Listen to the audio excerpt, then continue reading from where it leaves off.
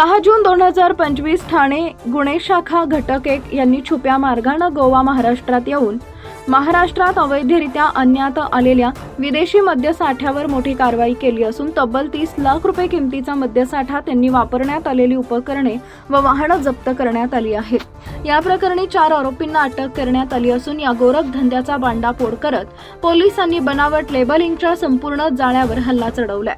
गुप्त माहितीवरून उघडकीस आलेलं कारस्थान दिनांक 4 जून रोजी गुन्हे शाखेला मिळालेल्या गुप्त माहितीनुसार गोव्यातून विदेशी मद्याची बनावट लेबल लावून महाराष्ट्रात विक्री होत असल्याचे समजले। मिळालेल्या माहितीनुसार डोंबिवली पूर्व येथील सुदामवाडी परिसरात नेरुरकर रोडवर एक बोलेरो पिकअप MH05 FJ 7884 संशयास्पदरित्या फिरत असल्याचं निदर्शनास आलं। पोलिसांनी सापळा रचून वाहनाची झडती घेतली असता त्यात विदेशी मद्याचा मोठा साठा सापडला।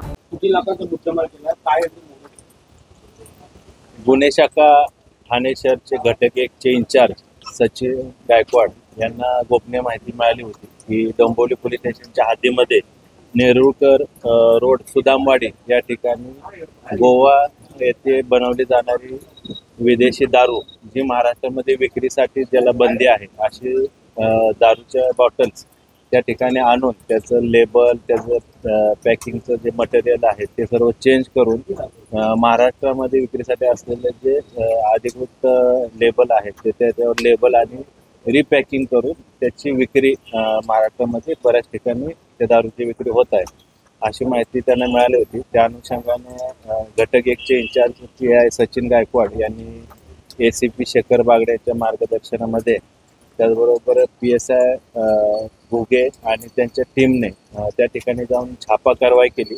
त्यामध्ये घटक 1 च्या टीमला एकूण जवळपास 450 विदेशी दारूचे बॉक्स मिळाले।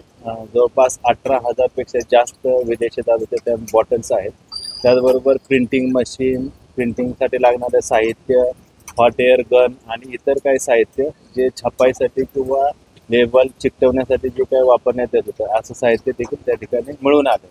जवळपास 50 लाखाचा अंदाजे 50 लाखाचा मुद्देमाल त्या ठिकाणी जप्त करण्यात आला आहे। त्यामध्ये एकूण 4 आरोपी अटक करण्यात आलेले आहेत। त्या आरोपींना मान्य न्यायालयासमोर हजर केलं असं त्यांना 9 तारखेपर्यंत पोलीस कस्टडी रिमांड मिळालेला आहे।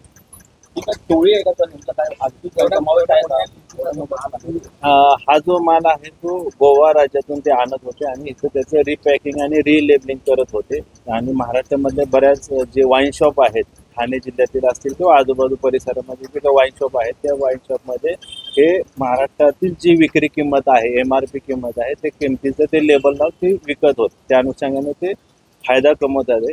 याच्यामध्ये अजून मुख्य जे इतर आरोपी आहेत ते पण असण्याची शक्यता आहे। वाईन शॉप मालक असतील किंवा ज्या ठिकाणी त्यांनी विक्री केलेली आहे किंवा हे गोव्यामधून महाराष्ट्र राज्यामध्ये बॉर्डर क्रॉस करण्यासाठी ज्यांनी मदत केलेली आहे ते आरोपी देखील अजून ह्याच्यामध्ये अटक होते। त्या अनुषंगाने आम्ही अधिक तपास करत आहोत। पुढे काय गुन्हा केलेला आहे का? हे जे 4 आरोपी आहेत त्यापैकी एक चालक आहे आणि त्या कारखान्यामध्ये जे रिलेबलिंग आणि रिपॅकिंग करणारा जो कारखाना होतो त्यातील लेबर आहेत। एक महिंद्रा पिकअप जे ही दारू वाहतूक करणारा जो वाहन होतं त्या वाहनाचा तो चालक आहे। तर याच्यामध्ये मुख्य पुरवठादार जो आहे तो पकडला गेलाय का? त्या अनुषंगानेच तपास सुरू आहे। मुख्य पुरवठादार जो गोव्यावरून माल इकडे सप्लाय करत होता महाराष्ट्रामध्ये, त्याचबरोबर हे लेबलिंग आणि रिपॅकिंग करून महाराष्ट्रातल्या कोणकोणत्या वाईन शॉपमध्ये किंवा कोणकोणत्या बिअर बारमध्ये याची विक्री करत होते त्या अनुषंगाने देखील आमचे घटक 1 ची टीम तपास करत आहे। आरोपी सध्या पोलीस कस्टडीमध्ये आहे।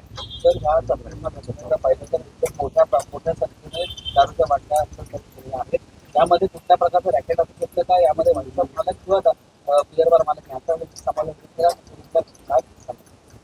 यामध्ये महाराष्ट्र राज्यामध्ये विक्रीसाठी बंदी असलेली दारू ही गोवा राज्यातून आणण्यासाठी जे कोण टोळे असेल किंवा बॉर्डर क्रॉस करण्यासाठी ज्यांनी कोणी मदत केली असेल त्या आरोपीचा देखील शोध चालू आहे। त्याचबरोबर वाईन शॉपचे मालक असतील किंवा बिअर शॉपचे मालक चालक जे असतील ते सुद्धा याच्यामध्ये सहभागी असण्याची शक्यता आहे। त्या अनुषंगाने आम्ही अधिक तपास करत आहोत। चॅनल सबस्क्राइब करा, बेल आयकॉनचे बटन दाबा, सोबत शेअर करायला विसरू नका।